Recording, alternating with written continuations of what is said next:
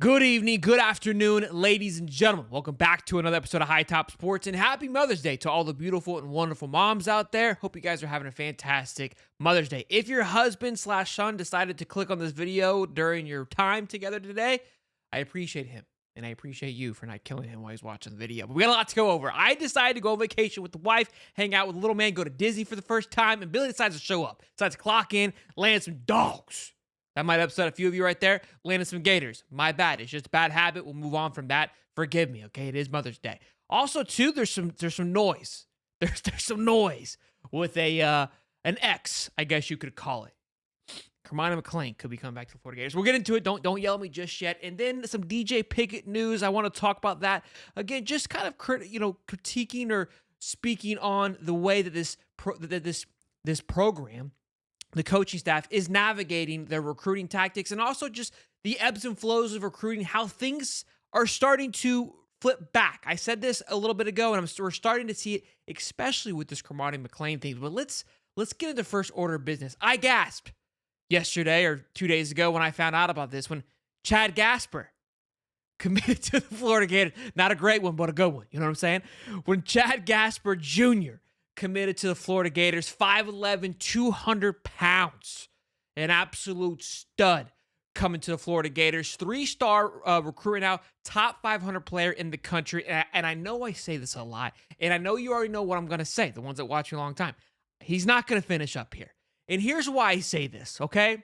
Because he's going to be a Gator, number one. Number two, I haven't been wrong yet with this. When we see these things, it is extremely early in this recruiting cycle. Is also why I say this. I'm not saying that every recruit that Florida touches, although it's true, goes directly to the top, but we've seen it time and time again, okay? All these guys skyrocket. The one thing, if you hate Billy, love Billy, not quite sure how to feel about Billy, we can all agree on that his evaluation of talent is above the rest of everybody else, especially Coach Jaluk with the running back room. He has crushed that running back room. Now, I saw some people tweeting running back we can't claim that title yet. It's got to transition into the NFL.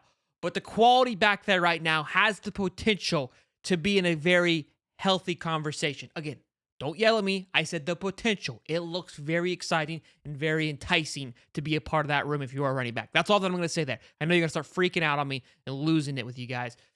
But this young man right here, Chad Gasper, top 500 player, goes alongside now with Waltez Clark. He was the first, don't forget, the first commit for the Florida Gators way back, I want to say November, December, maybe a little bit later. I can't remember now. But he was the first person to commit to the 2025 class.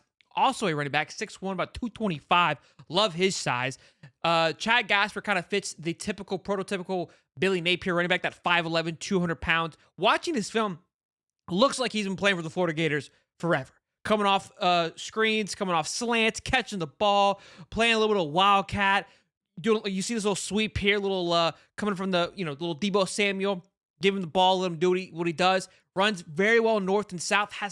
He glides across the field. Doesn't look like he's fast, but all of a sudden he just starts passing everybody, just blowing right past him. His patience is incredible. Again, this is his sophomore season highlights, by the way. Okay, so let's just keep that, or junior, I believe. So has a whole other year to develop. He has a phenomenal line if you go back and watch him of his film. Also, on our Hightop Sports recruiting page, Cody the Professor does a great job of breaking down all of his film alongside Waltez Clark. So incredible video there. Just seeing what this class is becoming. I think this now puts us a top 41 class overall for 2025. So 41 with 5 commits and an average rating of 90.27. 2 4-stars, 3 3-stars. But again, I think this 3-star here and Chad Gasper is going to climb up. I think, let me see what the other 3-stars are as well.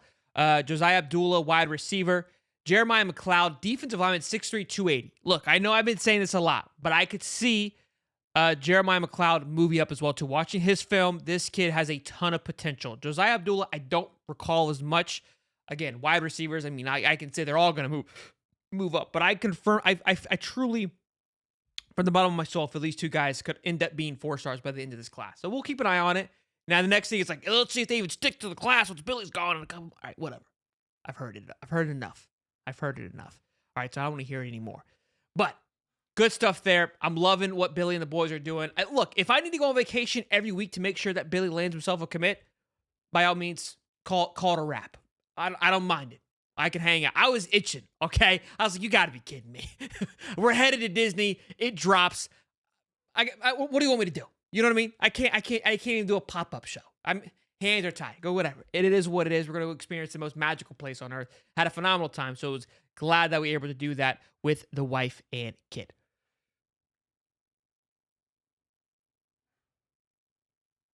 Now, quick public service announcement. You guys know the drill. Before we hop into, Cormani McClain and DJ Picket, got to give a shout out to our sponsors, keeping the lights turned on for us. We do appreciate it. Okay.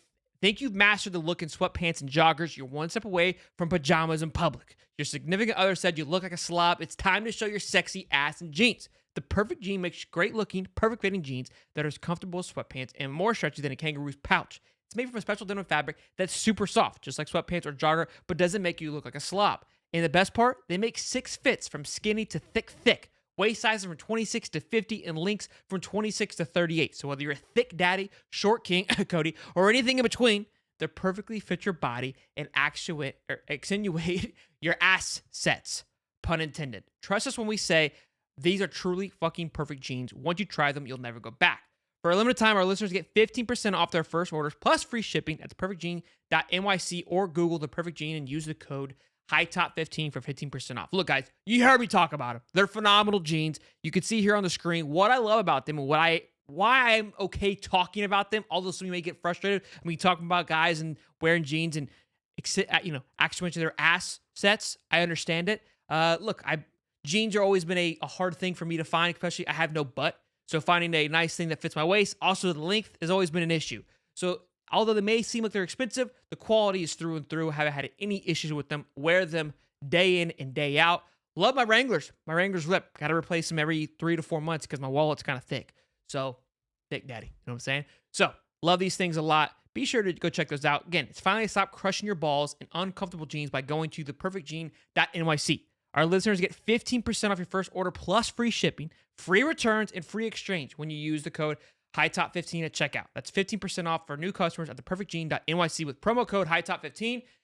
After you purchase, they'll ask you where you heard about them. Please support our show and tell them we sent you. F your khakis and get the perfect jean. All right. I know you guys are done hearing about that. Let's dive into DJ Picket. So, DJ Picket, we've been talking about him. I'm using this graphic here on the right, left, however you're watching the show, because this is what he revealed maybe 2 to 3 months ago. This is his final 5, Bama, Miami, Georgia, Oregon, Michigan. Oregon, we have our Oregon channel, been following that very closely. They have been doing everything and anything to get him locked in. Remember, I thought DJ Picket was going to be the first big land for Billy in 2025. That's how ahead we were in this recruiting. Then, obviously, the entire situation happens with the defensive coaching staff. Those guys get moved. Corbin goes to LSU. This entire relationship essentially falls apart.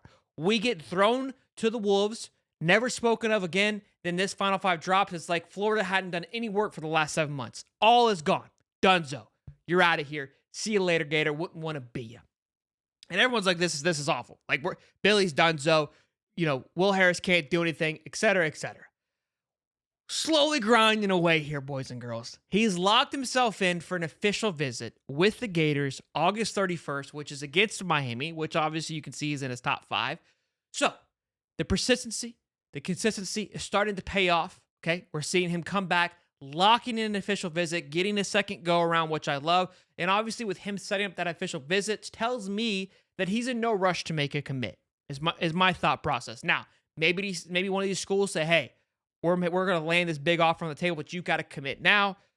We'll see if that plays out. But I'm glad that we get an official visit on August 31st. It's going to be an electric game, a big-time moment, and it's going to speak a lot of volumes. And look, depending on how those things go, could really turn a lot of recruits. I imagine that weekend is going to be through the roof in recruiting.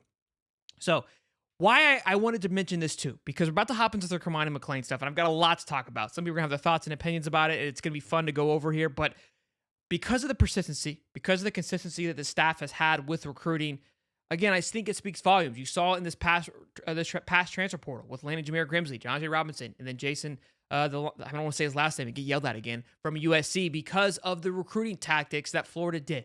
Sure, we're not always going to be to throw the big bag at you, but you're seeing what's happening now with Miami. All these schools that threw the bag, there wasn't a genuine relationship there. They're losing in the long run. So I remember at the time when it happened, I go, look, it's either going to pay off for Florida or it's going to bite us in the butt. And right now it appears that it could be paying off for Florida. Their ability not to necessarily just throw themselves out there, right? Be a freak in the streets, but keep themselves reserved a little bit, and say, look, this is what we're going to offer you, okay? I'm not going to just give it up on the first date. But if you stick around, we're going to be loyal, we're going to love you, we're going to care for you, we're going to cherish you, we're going to make you go to the next level and not just promise you a bag and make this thing work.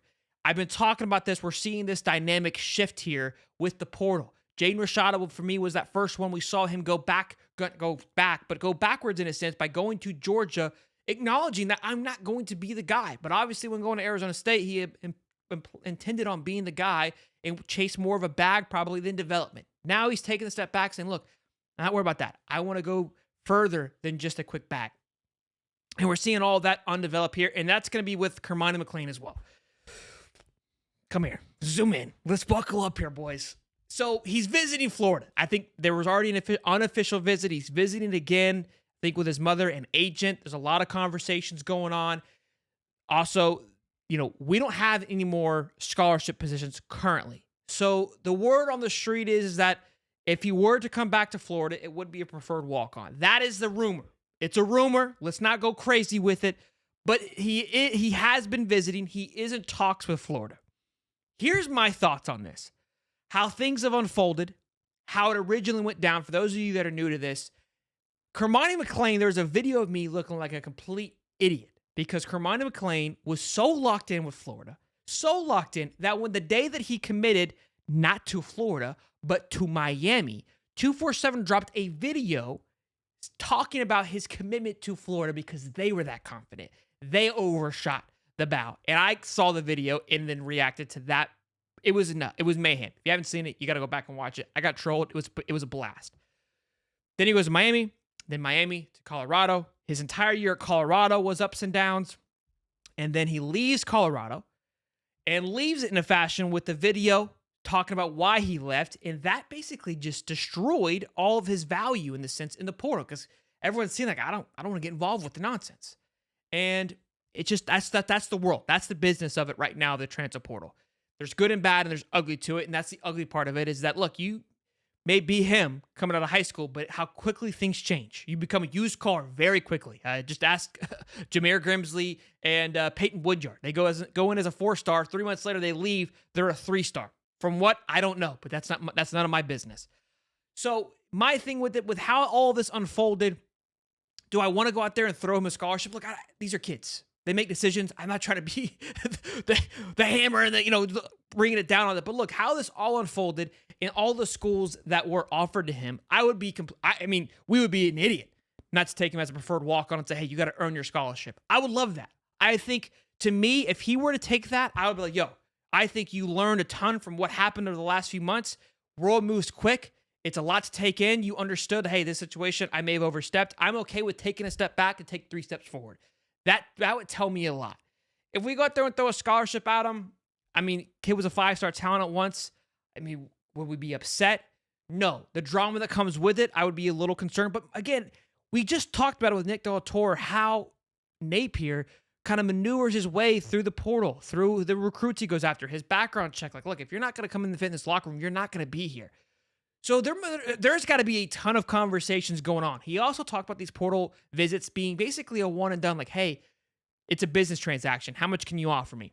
He's been visiting for multiple times. That leads me to believe that he's bringing him through the ringer, doing interviews, having him sit down with players, having him go out with players. What do we think this kid's going to bring to the table? These are all my thoughts and opinions. I'm not talking to anybody about this or reading anything. This is just simply taking what I know from speaking with Del Toro just literally on Wednesday, our own thoughts and opinions about it, and just the whole thing unfolding for the last few months here in the transfer portal cycle. So I have trusted Billy this entire time, and I will continue to trust it. If we're able to get him as a preferred walk-on, I feel like we're stealing, because that's a hell of a value. A kid that was once a 5-star, the #1 cornerback recruit in the country, has now fallen and hasn't really played to where he would fall to that far, right? Maybe he's a 3-star, 4-star guy from the 5-star that he was, given his first year at Colorado, but preferred walk-on? That just shows you what happens, again, with the noise that had happened over the last few months here and the value that has demolished. Because I know Memphis and USF and all these guys were in it, and maybe they're still in it. But if you're Cormani McClain at one point, you were the hottest talent on the face of the earth, like, I'm not going to USF. I'll disappear there. So I'm willing to take a step back to make it work, and I respect that. So we'll see how it all unfolds. Again, preferred walk-on, we're stealing. Scholarship, be very interesting because that means, again, if he comes on as a scholarship, somebody's got to go. And who's that going to be? And how does that disrupt the locker room? So Billy's got a big one on his plate. We'll continue to watch it. Give me your thoughts and opinions about it. I want to hear from your guys. What are your thoughts on Cormani McClain? Do you want him? If you do you care how he comes in, whether it's preferred walk-on, whether it's scholarship? And do you think Billy really pulls the trigger here? That will be interesting to watch. All in all, great weekend for the Florida Gators in a sense. Also, too, I almost forgot, shout out to the women's softball team for winning the SEC championship.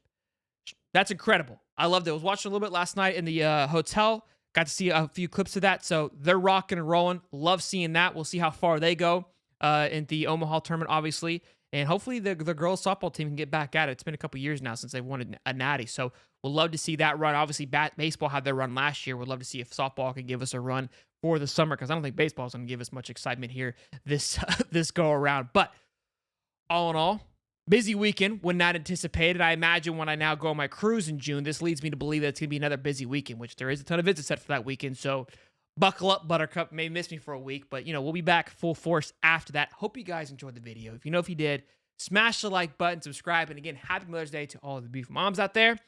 See you boys in the next one. Peace and love, baby.